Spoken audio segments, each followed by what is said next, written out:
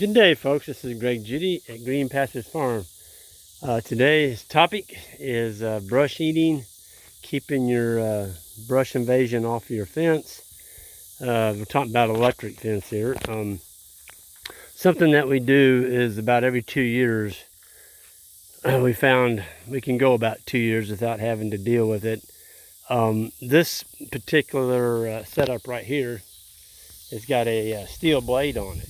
Okay, it's got the 3 blades, and you can actually sharpen this by yourself without having to bring it in to a shop. You just take a flat file, and right there on that edge, on every one of those edges, right there, you just sharpen that. And I mean, this one was sharpened probably 2 weeks ago, and we've been cutting with it.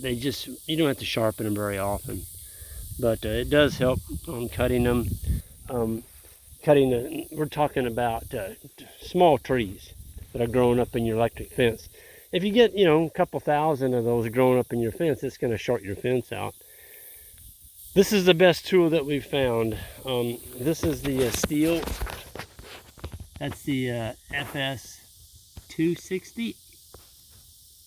I believe it's a 60, not a 50. That's a 50. 250. Well, here's the 240. This is the newer one. It's a little bit beefier. I love this machine, but this one here, you got to be careful. When you're cutting, you put these things in the hands of somebody that haven't used them. You need to be careful. You need to wear safety glasses.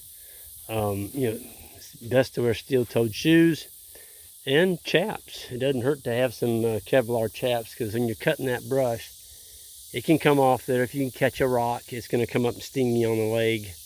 But by all means, have some type of safety glasses on. Better to have a shield. Steel sells a really nice shield. I don't have it here with me, but I'm using these. Okay, they wrap around, and I have glasses on underneath these as well. So I got 2 layers of glasses on. But anyway, the thing I wanted to talk about is how effective these are. I mean, you can walk about as fast as you can walk. You can knock down trees with that. It saves your back from having to use, let me get the other tool out here.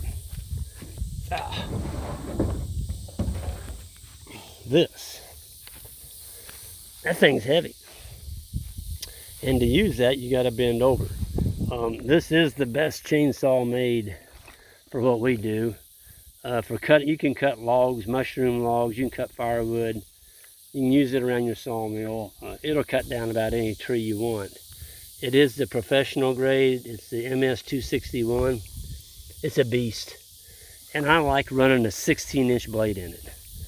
They'll come with an 18, 20. I think you can get a 24-inch for those. But the more blades you put on there, the longer the bar, the less horsepower, and the more it knocks down your RPMs. So a 16-inch, man, I can really throw some wood chips with that saw right there. But so I'm getting ready to work on those right over there. There's 3 big honey locusts that I skipped. I didn't get over here and clip this, and now they're 8 feet tall, and they're actually, the trunk on them is too thick for this. Okay, and if you try and do that with this tool, you'll do this. I don't know if you can see it in this slide. There you go. See, that shaft is bent. And once it gets a bend in it like that, and you keep hitting bigger brush than you should with this, that bend will get bigger and bigger, and pretty soon your shaft breaks. Believe it or not, that's the 2nd shaft that I've had in here. But this is a really nice little tool for just, clipping underneath fence rows.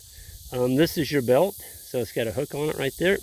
That hook goes in right there. As you can see, this has been used all, look at that, almost wore that hook completely in 2. Yeah, it's had some use. I've got a spare hook. That one's going to need it pretty soon. But what is beautiful about this shoulder harness is it takes all the weight and puts it up on your shoulder and your hips. And so your arms are free. There's no weight on your arms. You're just sitting there doing this, moving your body back and forth, cutting trees. The reason I've got this tool out, this is a string trimmer. It's a very, very aggressive string trimmer. I'm a big believer in this particular string right here. I haven't found anything that I like better. It's the, well, I'll zero in. The sun's so bright out here. I can't see if I've got it. There we go. It's a 2.4 millimeter or 0.095 inch diameter. There's 984 feet in this roll. Folks, this string is square. It's got a square, you can look at the end of it right there, it's square. Okay. When you hit a weed or an unwanted grass or anything with even a small tree, it'll take it down. So if you got trees in your yard and you're trying to grow trees, you don't want to hit them with this. This thing will take the bark off of trees. So make sure you have a tree protector on your trees when you start weed eating using this string. But what I like about it is it is so aggressive on weeds that we don't want, like the cockleburs. So I came over here, cattle have been gone from here about 3 weeks, something like that. And it's really growing back nice. We got some giant ragweed in here, tons of clover, grass is coming back. But there must have been, I don't know, 4,000 cockleburs out here. I'll show you what I did. I took that weed eater, the string. I didn't want to brush hog this, because I'd be knocking down my giant ragweed, which is right here. No way am I going to mow that down. That's some super high quality forage. Okay, I didn't want to knock down my chicory. Got some beautiful chicory here. And my white clover was coming in underneath this fescue, and I didn't want to knock down my fescue. So what I did is I came in here and went after these burrs with that weed eater string. I'm talking, I cut them. So what I did is I just cut the tops off of them, okay? All these were burrs right here. I just cut the tops off. Now they'll grow back, but see, we're not gonna be back to this farm for, let's see, there's a week there, at least 4 more weeks. So those burrs would have been mature, and they would have had the hard cocklebur seed on it, and those would have stuck to the coat on our cattle. So all I did is came in and I took the tops off of them. Now they're gonna grow back. There's no doubt about that. But when they do, they're gonna be vegetative. Like this. This little guy, I missed him. But they're gonna be vegetative. If you can keep those cockleburs vegetative, the cattle will eat them. Sheep will eat them too. But once they get real mature and more woody, they kind of shy away from them as much. But we just took them out of a bottom over here. I couldn't believe it. They ate every single cocklebur. But they're also this size, like right here. There's some I missed. Can't get them all. But you can see I mowed them off flush with the top of the clover. I didn't want to knock down my beautiful clover, so I just cut the burrs off. They were sticking up about a foot above this clover. Took me about 30 minutes, probably 35, 40 minutes, and I knocked all these things down. And so now I don't have to worry about them getting stuck in the coat, in the hair coat of my cattle when we bring the mob through here. But yeah, so here's the victims I'm going after with that weed eater. I'm sorry, the chainsaw.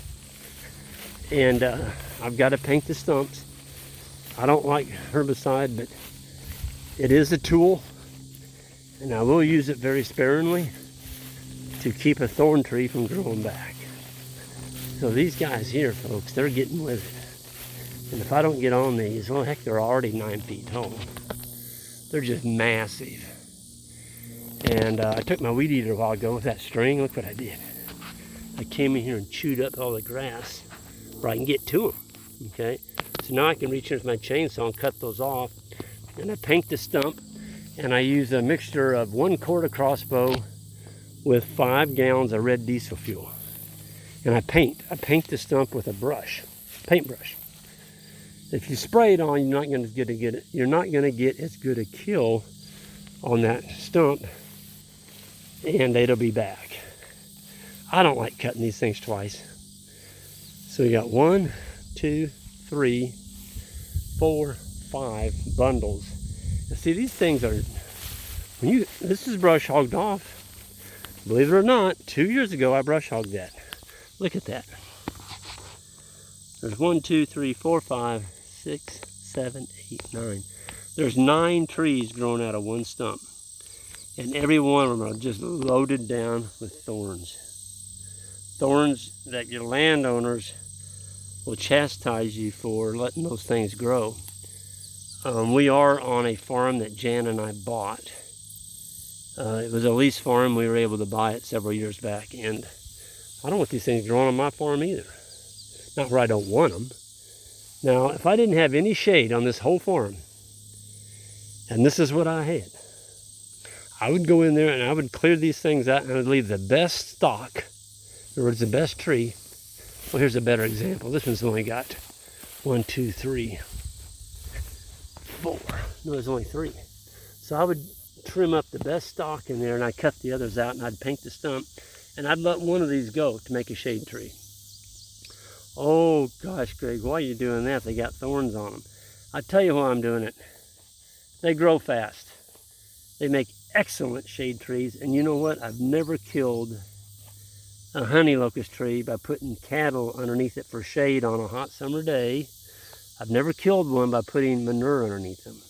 And, you know, that's what cows will do. They'll poop and they're going to pee underneath that shade tree. And if you do that with an oak tree very long, you'll kill it. You'll just kill it deader than a hammer. But these honey locusts can take it. They're just unbelievable. And they also got the anti-rub built into them. I mean, the cattle aren't going to rub on that. Anti-rub. Man, this farm has really recovered nice. I mean, it's just beautiful.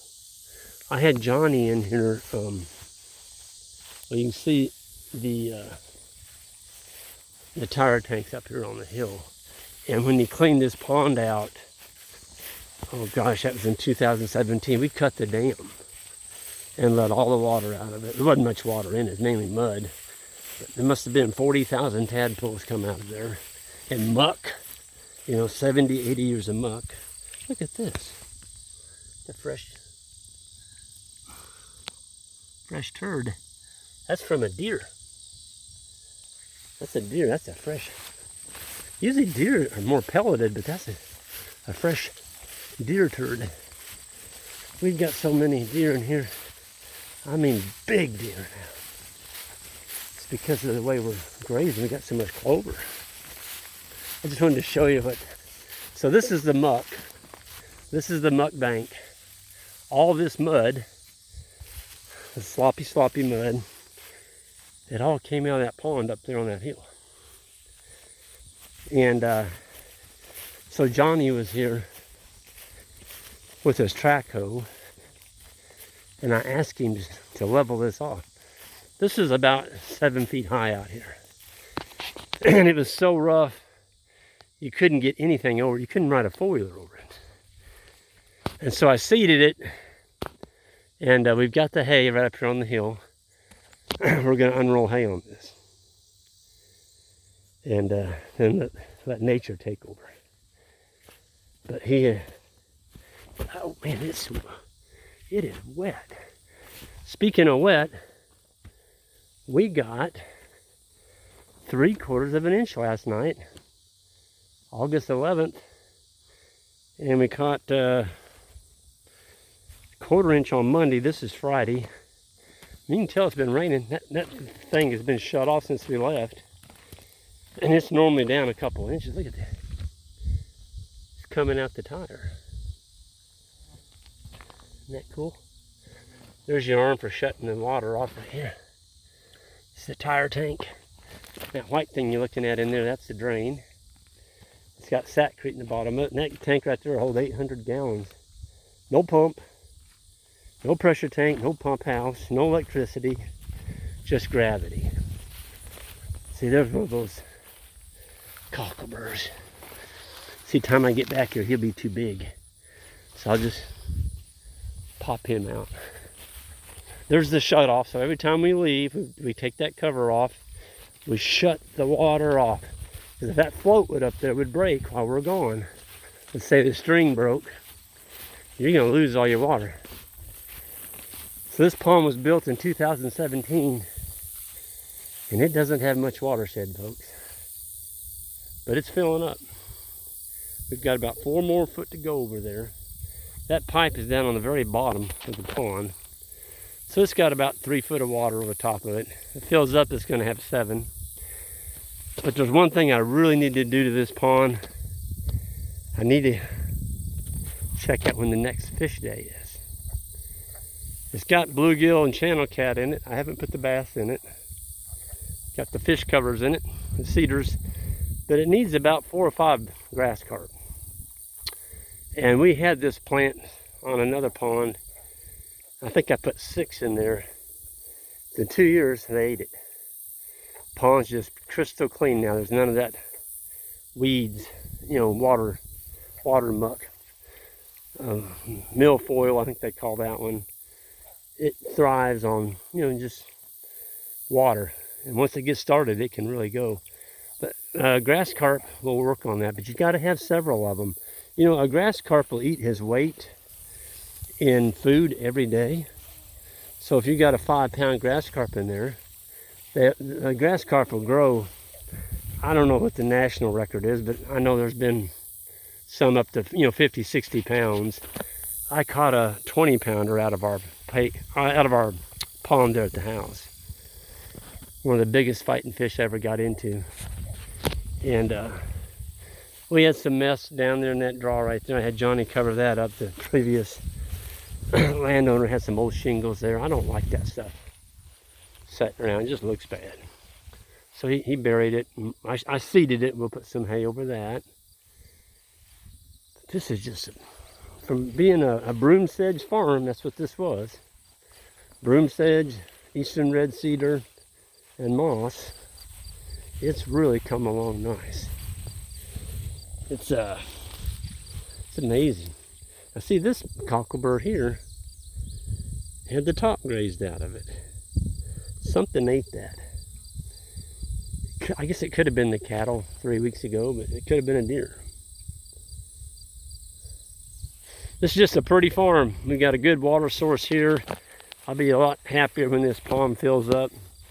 It will one of these days. It just doesn't have any watershed.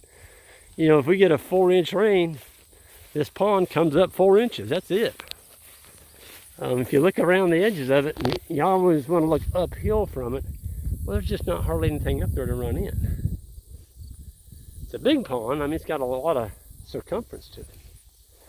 Tons of frogs in there. Tons of frogs. So, the chicory is such a beautiful plant. Chicory is a sign you got some compacted soil. It's trying to break it, and this is the pond dam. So this is all clay that Johnny packed in here. Definitely is compacted. But that chicory's got a long taproot on it. So it's trying to break up that hardpan for us.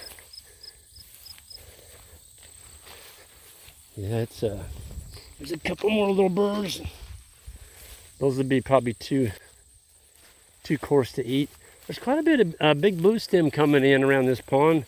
And the reason the big blue stem is here is when Johnny dug it out, that's what I had to use as I don't use straw to seed down ponds, I use hay.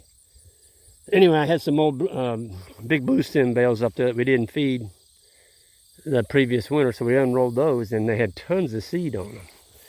And now we've got this beautiful big blue stem. This is a tree that I really hated to lose. It just got old, and that's what elms do. They grow up. Most of them don't get this big.